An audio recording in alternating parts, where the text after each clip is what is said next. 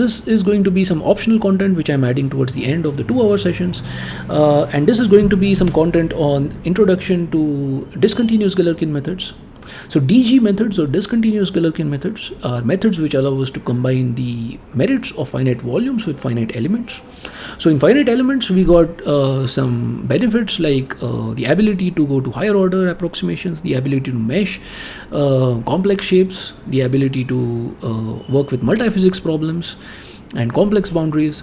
But the disadvantage of our Galerkin formulation or continuous Galerkin formulation, which is the standard finite element formulation. So the disadvantage of this formulation is that you do not have local mass conservation, which you have in finite volumes because you write local flux balances. So in discontinuous Galerkin method, we add those local flux balances to our Galerkin method, and this allows us to really combine the merits of both of the methods, and the cost is in additional degrees of freedom, which makes the method more computationally intensive. And so it is typically used when you require high order approximations along with local mass conservation, and you are ready to pay the price of the higher computational efforts.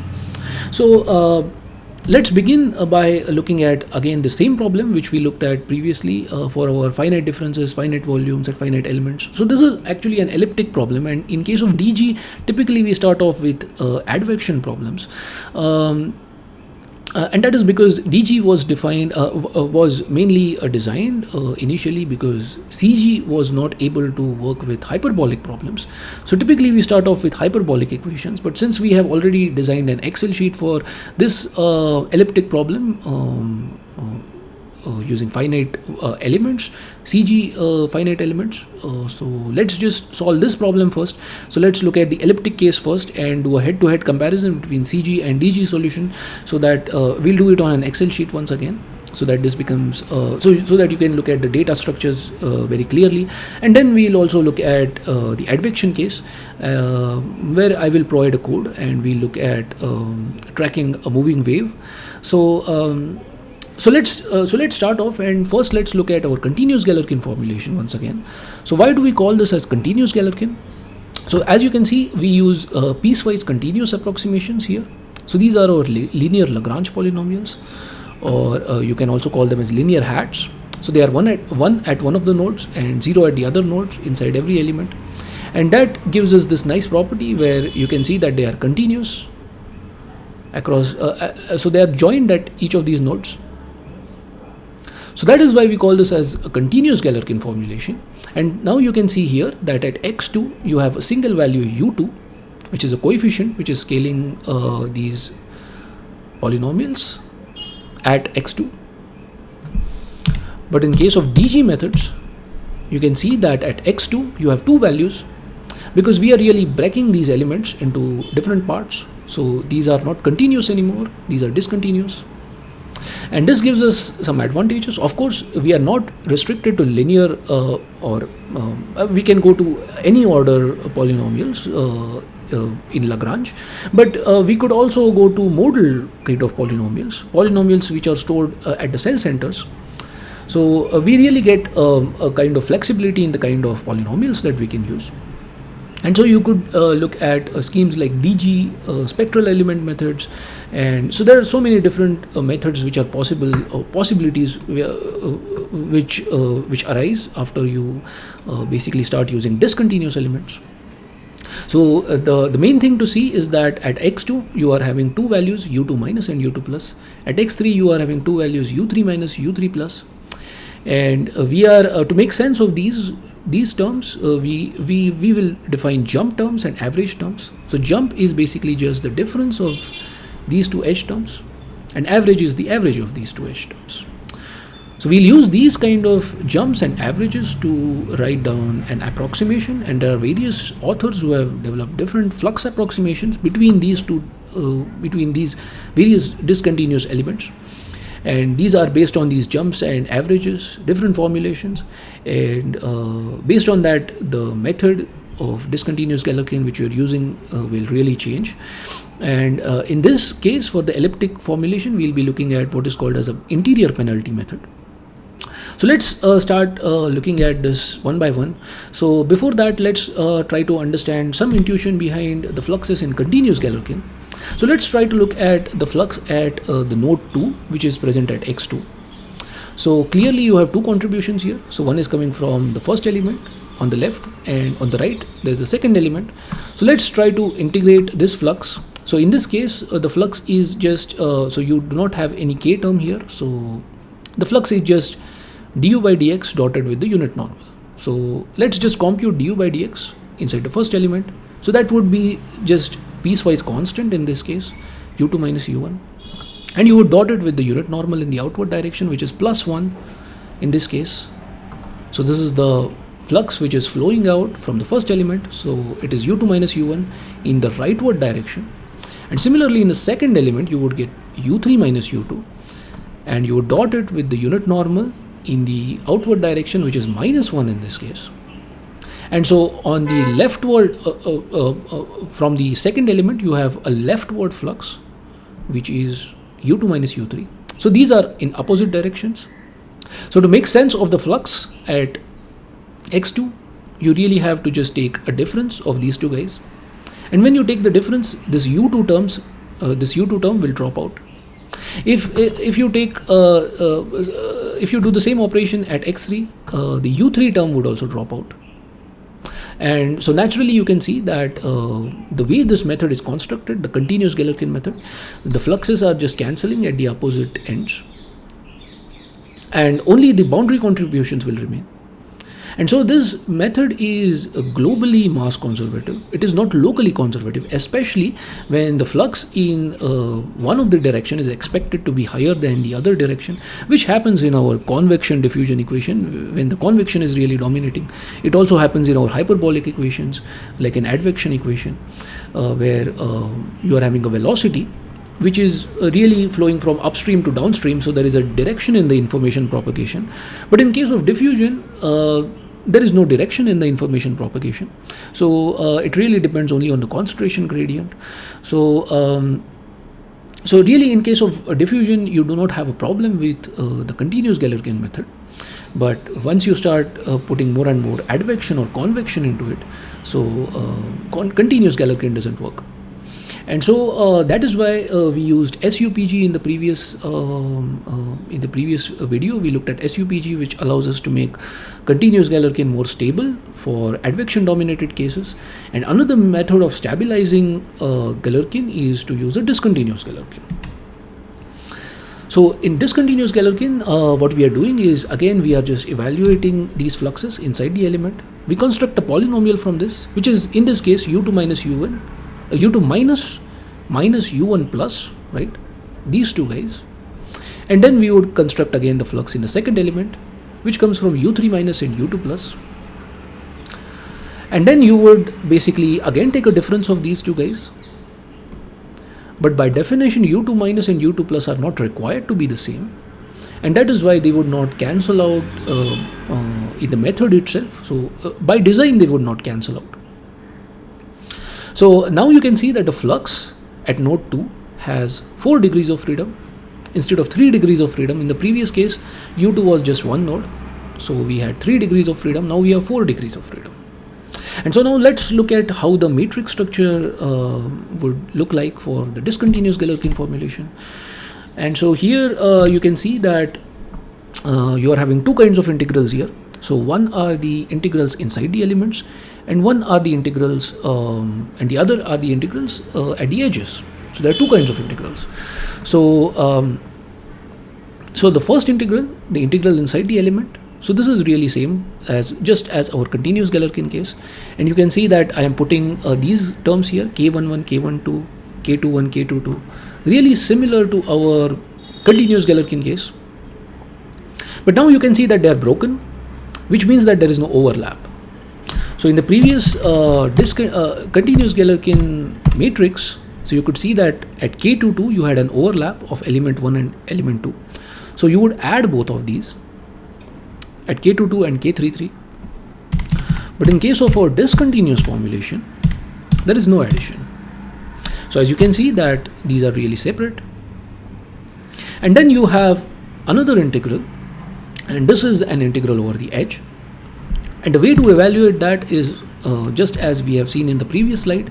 So you just take the integral of the flux inside this element, inside the left element, and then you evaluate it at x2.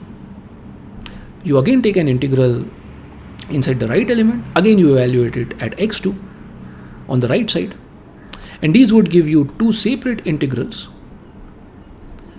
And so since you have 4 by 4, since you have 4 DOFs total, so you would get a 4 by 4 matrix. So this purple matrix which you are seeing here, it is for this second node at x2, because you are having 4 DOFs here. So this is the matrix which gets added. So this is the edge matrix. And similarly for this green edge matrix, for this green edge, you are having this other edge matrix. So as you can see from this, if you are using explicit time stepping, you can really think of this from a parallel computing perspective, because there is really no addition between these two terms here, and this kind of a structure really works well for parallel computing operation. You're just integrating inside these elements, and these are really broken, and we have ways to combine both of them, and we have not looked at those ways, so we'll have to look at how the formulation is composed. But let's look at this from the 2D perspective as well, and this is really instructive because in 2D you will really see a lot of benefit for these methods. So let's draw a 2D shape, or rather a 2D mesh first. So if you were having this kind of a mesh, and here we are using 2D quad shapes, quadrilateral shapes, and let's look at this from a linear quadrilateral perspective, which is Q1. So a Q1 kind of element has 4 nodes. If we were looking at Q2, which is basically a quadratic element, again a quadrilateral element, you have 9 nodes.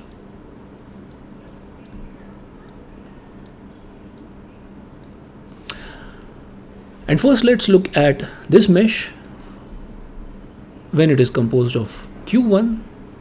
So all of these elements are basically Q1. So this really works well with your CG kind of formulation.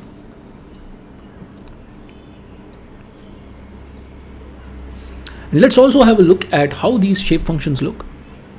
So these are again Lagrange kind of polynomials. So they are 1 at one of the nodes and 0 at all of the others. So this is our Q1 element. As you can see, the 4 functions, 1 at one of the nodes. Each function is 1 at one of the nodes and 0 everywhere else. And if we were looking at quadratics, again the same thing, 1 at one of the nodes and 0 everywhere else. But you have 9 elements here at 9 nodes. And now if in this mesh, if I were to have more gradients inside this middle term, and I want to do polynomial refinement to be able to capture the effects of what's happening here more precisely, and if I were to add more nodes here and make this a Q2 element, so as you can see that there is no connection between this node, especially for these nodes here. So you can see that at the corners you have nodes which can be connected from Q2 to Q1, but at the mid edges you have these nodes, these guys here at the mid edges. So they would be what you call as hanging nodes, and this means your continuous Galerkin formulation will not work. And to make it work, you would have to basically just add 2 linear elements here, and that would really cause complications, because then you would have to make sure that this mesh is again correct, because now your mesh has become more skewed, because you can just add 2 linear elements here and you could just keep this as a CG kind of formulation, but you would have to account for the mesh, and if this mesh is too skewed, then you would have to kind of break it into parts again.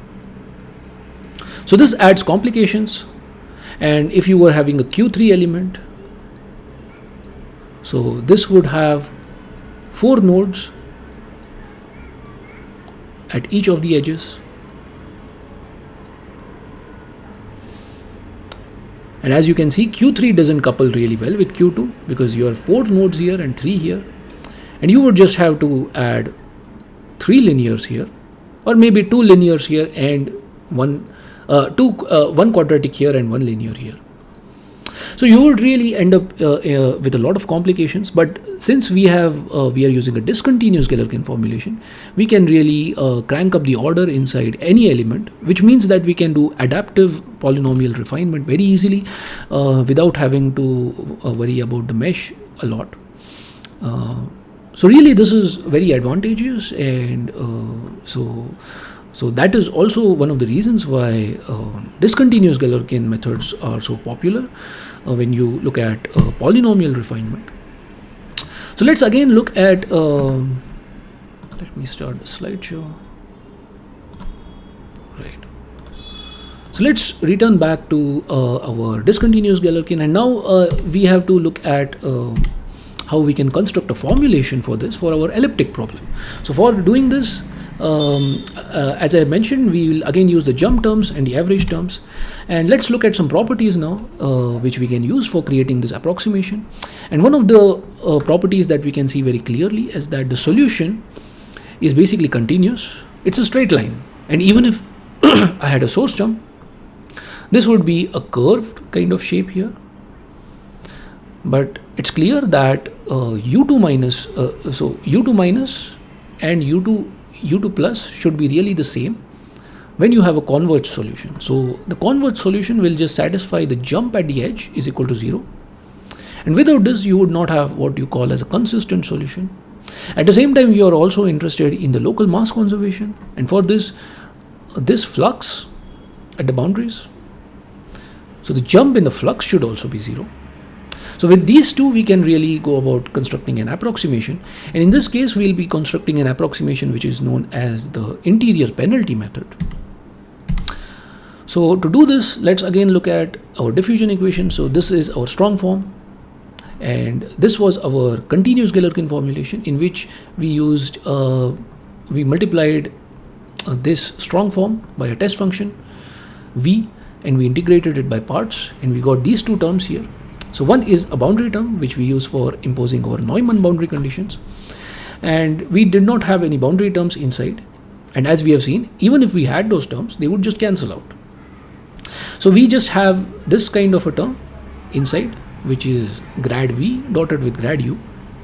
So in the videos, we wrote this slightly differently. So that's why I have another slide next. So in the videos, we looked at the internal term, the red term, in this manner,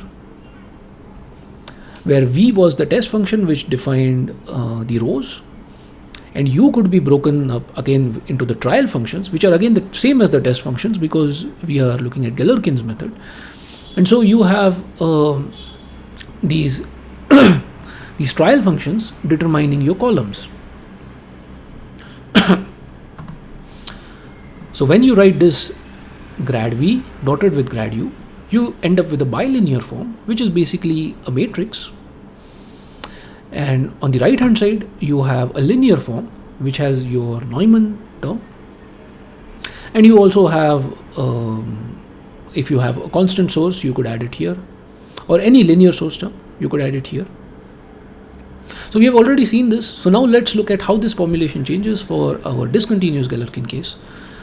And we will be using these kind of formulations or these kind of notations, mathematical notations, rather than the full expanded notation, because in the DG case, the equations are going to get slightly longer. So now let's look at the DG case, and let's start making sense of all of these terms one by one. So as you can see, there are a lot of terms. So let's look at the first blue term first. And this is again grad V dotted with grad U. Very similar to our continuous Galerkin kind of term. And here you have to note that each of these terms is an integral. So grad V dot grad U is basically an integral. So these blue areas which you are seeing here, these blue trapezius, each of them, and this blue triangle here. So this is exactly the area which we computed in our continuous Galerkin formulation. And here we are just using a summation sign because these are discontinuous. So instead of an integration, we are just using a summation sign. So this is really the same. Now you also have a boundary term here, which is your test function into n dot del u. Again, really the same as our Neumann boundary condition in our continuous Galerkin case. So these two terms are really the same. So the only addition is this term. And what does this term mean? So this is just the flux added at the internal edges. So again, this term is basically again the same, v multiplied by the flux, which is n dot del u. And we are writing the difference of the flux because as we have seen before, the unit normals are in the opposite directions. So we are writing the difference. So I hope this is pretty easy to follow. And so now that we have these three terms, now let's start constructing an approximation. So for this we use an identity. So we'll not derive this identity here, but you could even try this out on Excel and you can see that this works very well. So this is an identity for handling these jump terms. So you have a jump in your flux along with your test function here. So let's just break this into two parts. So let's just use the test function and this flux differently. So this jump of A into B can be written as an average of A into jump of B plus a jump of A into average of B. So let's apply this on this guy and we'll get these two terms. And now let's use this property, which I'm highlighting by yellow, which is just the flux balance or basically the mass conservation property here. And by applying this property, the jump of this flux goes to 0, and so this term drops out. So now we again have three terms, but only this guy is left out. So now we have simplified our formulation, but really this does not tell us any. So this is a weighted residual statement, as we have seen previously. So this is again a Galerkin statement, a weighted residual statement. And as you can see, the weighted residual is acting on this gradient of u in our weak formulation, which allows us to test for the diffusion inside each of these elements. We are also having a term at the boundary, but there is not really anything which is testing the jump at this. So as you can see that you have an average of flux here. So you are testing the average of flux. So you are really testing the average value of the flux in this formulation. But you have another formulation, you have another important property which the converged solution should satisfy, and that is this property, that the jump across this edge has to be 0. And there is nothing in this formulation which is really testing that. So we need to add another kind of test at these edges, and that is exactly what we do in our penalty formulation. So here we are adding two terms here, which are testing the jump, this jump across the edge. And these two terms are one of the terms is having a symmetric or non-symmetric contribution, and another term is basically a penalty term. So let's understand the penalty term, because that's really the crucial part of this from the point of view of connecting these two edges. And this symmetric and non-symmetry, this really comes into the stability of the method. But let's try to understand the penalty. So this penalty is really sort of testing a finite difference kind of approximation. So you can see this is jump of u divided by h. So h is your step size, and so this is like a finite difference approximation across this edge, which you are testing with a jump in your test function. And as you can see that if our grid was really fine, then h would be basically a small number. And then this term would just blow up, and this would be a large term, and then the solver would just drive this to 0, and in doing that it would also just drive this h to 0. And this is just a consistent formulation, just like in our SUPG case, where we where in the stabilization term we had a strong form of the residual, and we noted that the residual goes to 0 as the solution converges. In a very similar fashion, as the solution converges, the jump of u is going to 0, and so this term would also be driven to 0. However, if h was so you were using large discrete or larger elements, and h was a large number, not a small number. So then, of course, it would drive down this term, and this term would.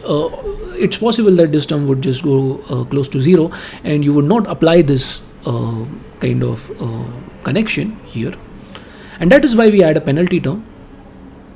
And this penalty term is just a constant term. So this P penalty is just a constant positive value. So typically we use values like 1 or generally 1 is sufficient because h is generally a small number. But in cases like the academic cases which we are looking at, so we might just look at smaller step sizes. Larger step sizes, and so we would have to use larger values of P to really make this connection. So that is our penalty term, and then we have another term here which is added. So as you can see, this term is basically epsilon into average of your flux, and this is testing again your jump in your U at the edges. So all of these white terms are added at the edges, and these peach terms are added at the boundaries, and these blue terms are integrated inside the elements. So so as you can see here, if epsilon is equal to +1, if you look at this term, this would end up as a 4x4 matrix, which is exactly the transpose of this 4x4 matrix, which means that if you add this term to this guy, when epsilon is equal to 1, you would just get a symmetric matrix, which makes the scheme really stable.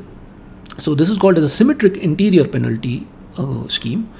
And you also have a non-symmetric interior penalty scheme in which you would put epsilon is equal to -1. And these have different kind of convergence behaviors, different kind of stability behaviors, and they are applicable in different kind of scenarios. They would give different advantages. But in this simple case, for us, they are really not going to make much of a difference. Along with this, you can see these peach terms. So these terms are just so note that we are adding all of these summations at these edges, and note that these boundaries are also edges, and now these boundaries are also discontinuous, because you can see that at the boundary at x1, which is your boundary, you have two values, u1 minus, which is your imposed boundary condition, and u1 plus, which is basically what's happening inside the element. And similarly, you have u4 minus and u4 plus, which means this is what is you can call a weak boundary condition. You could also impose strong boundary conditions like you do in continuous Galerkin formulation, but in this case the standard way is to use weak formulations, because when you use weak formulations, you are really keeping this element as discontinuous. If you were to impose a strong boundary condition, then this element, the boundary element, would just become like a piecewise continuous element, right? So you would have a piecewise continuous polynomial here, and the rest would be discontinuous. So that's really the difference. And in case of weak formulation, we would need terms to account for this. So we'll need to add a penalty here. So that's why you have this term P into V into a jump of U. So this term is going to basically bridge the jump across this guy here. And this term epsilon is basically just going to add this. So when you are adding this term, the symmetric contribution to each edge, so you would also add it here. And since you have a jump of U, and you can see that U has two different values, so this term would stay. But the average of the flux would simply be the flux, right? Because you just have a flux on this side. There's no flux on the other side of the boundary. So in textbooks, you might find this term, the symmetric term at the interior edges, having a factor of half, and that comes from the average. And here this half factor would not arise. So that's really the difference. And this is again your Neumann term. In this case, we are not interested in this term because we are really just imposing Dirichlet boundary conditions. But this would be here, and you could play around with it for maybe reaction forces, or in post computations, you could still play around with this term. So this is still there in the formulation. And so now let's try to look at how we impose the weak boundary condition. And for doing that, we would just play around with these jump terms here. So let's break up this jump term into its constitutive parts. So this jump term at the boundary would be u1, the difference between u1 minus and u1 plus, and u4 minus and u4 plus. So let's just apply that. And once we apply that, we can just take, we can just evaluate these guys and take them on the right hand side. So now this jump here, so we have just broken it into its constitutive parts, and values which are evaluated, we put them on the RHS. If you have a Neumann flux, you can also evaluate it again and you can put it on the boundary, but you don't have really this term here, so we'll just ignore this part. So this is how you would impose your Dirichlet weak boundary conditions. And now hopefully you can look at the entire formulation now. So let's look at it in more detail now. So you have these three kinds of terms in your formulations. So one is the blue term, which is the integral inside the element. Then you have your white terms, which are the integrals on the edges. And so these are just point evaluations at the edges. But if you were using a 2D formulation, you would evaluate the integral inside the 2D element on a 1D boundary, and you would do it at the 1D Gauss points or the integration points, and you would just do a 1D integral. So that's the method, and similar method would carry to 3D as well, where you would integrate across the 2D face. So these are your edge terms. In case of 1D, these are just points. And here you have a penalty term which is added.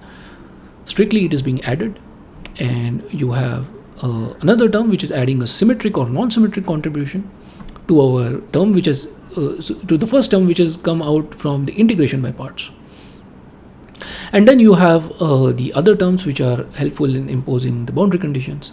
So let's so this is our DG formulation for our diffusion elliptic problem, and now let's have a look at the Excel sheet where we'll just compare this head to head with our continuous Galerkin case.